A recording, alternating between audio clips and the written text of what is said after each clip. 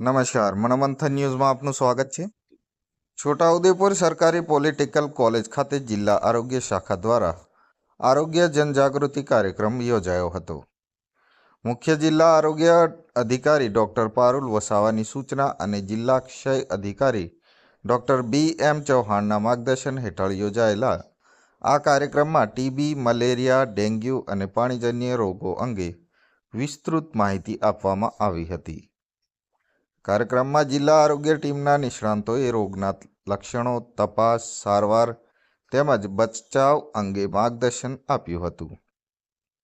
આ અવસરે કોલેજના HOD હિમાંશુ ચૌધરી સહિત સ્ટાફના અને 100થી વધુ વિદ્યાર્થીઓ ઉપસ્થિત રહ્યા હતા। પ્રીતમ કનોજિયા, છોટાઉદેપુર।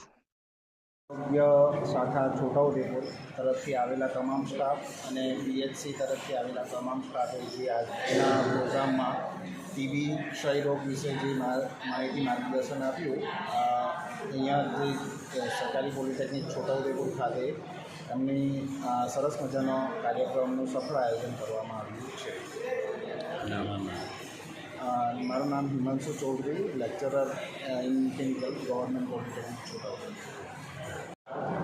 આજ રોજ સરકારી પોલિટેકનિક કોલેજ ખાતે માનનીય વડાપ્રધાન ટીબી મુક્ત ભારત અભિયાનના અંતર્ગત જનજાગૃતિના ભાગરૂપે અમે આજે આ પોલિટેકનિક કોલેજમાં ટીબી રોગ વિશે તેમજ અન્ય રોગ વિશે વિસ્તૃત માહિતી આપી અને જનજાગૃતિના એના માટે પ્રયત્ન કરેલ છે।